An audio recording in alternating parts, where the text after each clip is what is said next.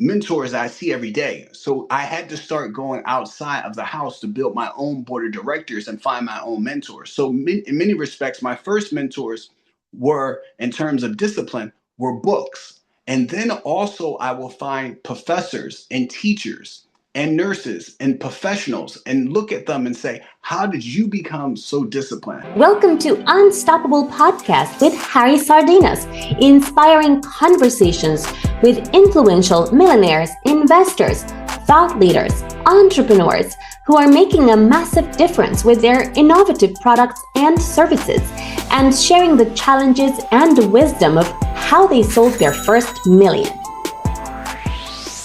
So how you managed to get out?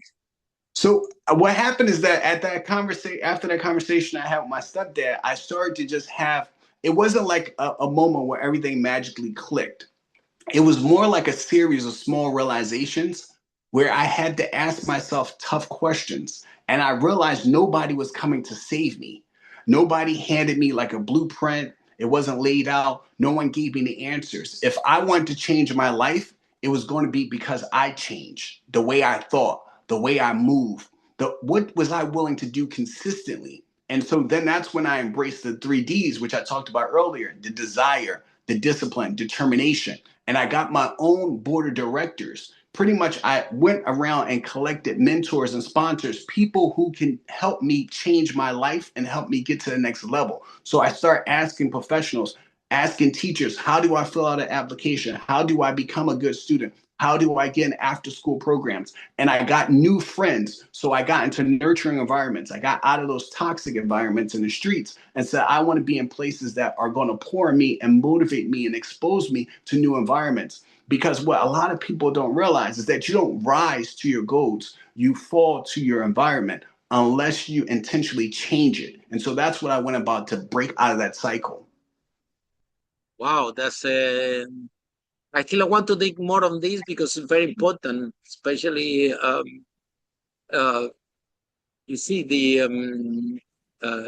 it's very easy when you are in this space, you see your mom working so hard and moving around and then all of you moving and living sometimes in smaller houses and everything.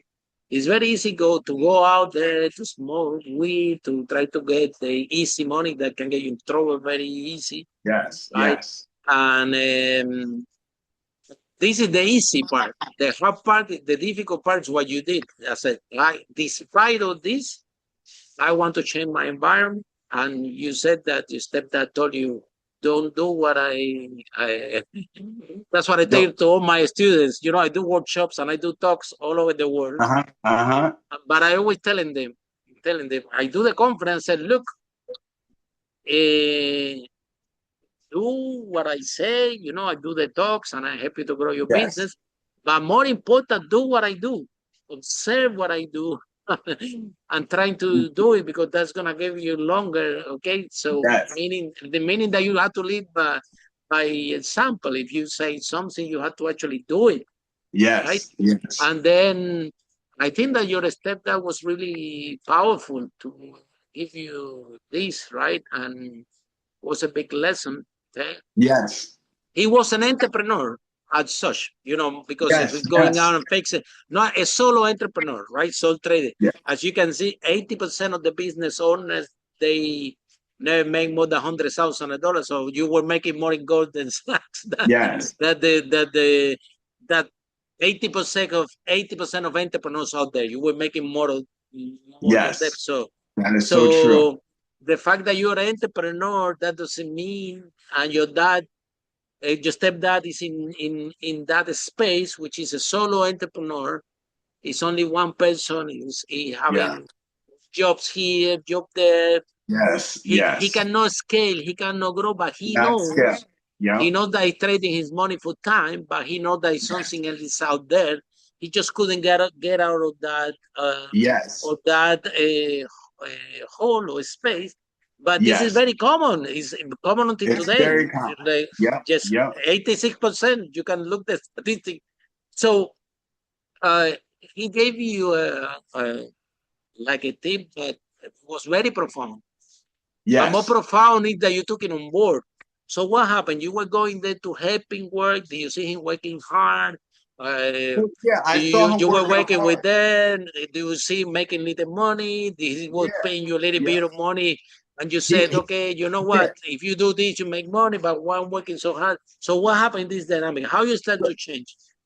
So what You happened said is that that was gradually. You said that was it was gradually. gradually. It was these small realizations. So like I noticed that he would get jobs on and off. He wasn't disciplined. He wasn't really good with that counting part, like the business part, but he could do the work.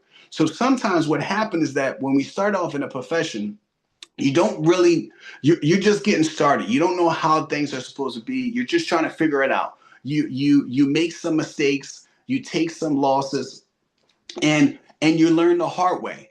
But what I've learned is that what he didn't, but what I've learned is that over time, if you stay disciplined, you start to see patterns, and then you start to understand as systems.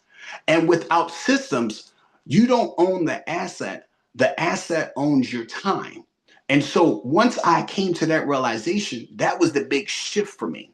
It was understanding as I got deeper into real estate, there's a difference between making money and building something. And so I started to put in place the processes and the systems so that I can one day scale and have a business that can basically put me in a position where I control. Control is the real win, where you have the ability to dictate what you do every Mm-hmm, day. mm-hmm, You have the mm-hmm. ability to build something that will outlive you. You have the ability to to change the trajectory of your families.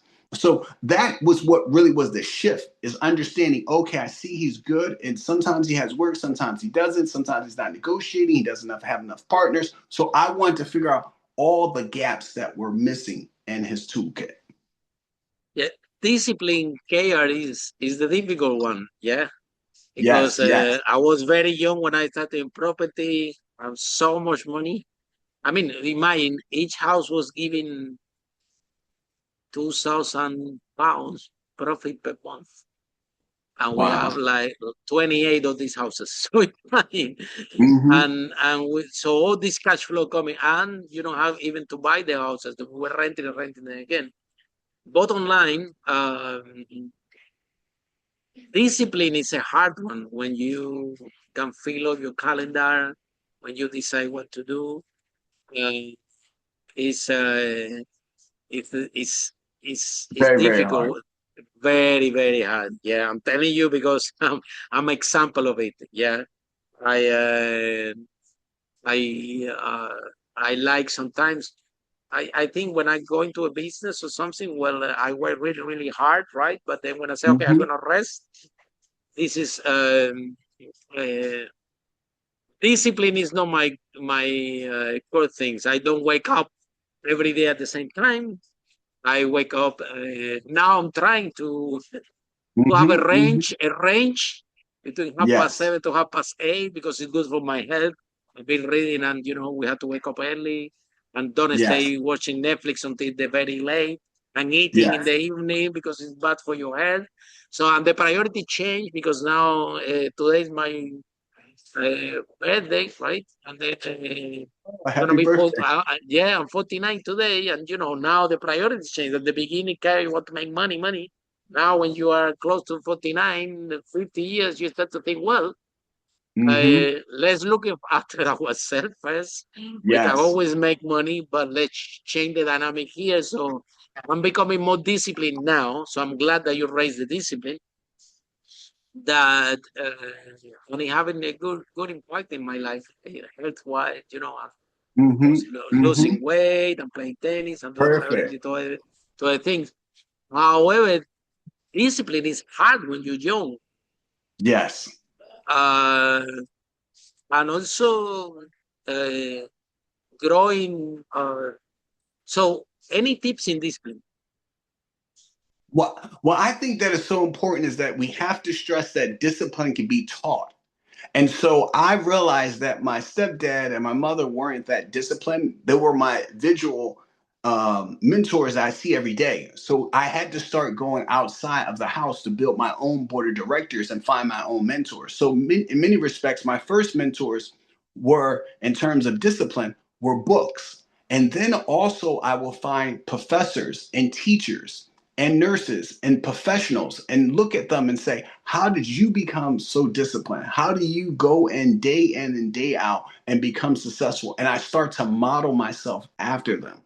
And so when I have struggles, I will call those mentors or text them and reach out to them and say, how do I get over this hump? I'm having a difficult time here. And they would say, Kayr, change your diet. Kayr, work out 3 times a week. Kayr, drink more water. Kayr, listen to this type of motivational music or spiritual music.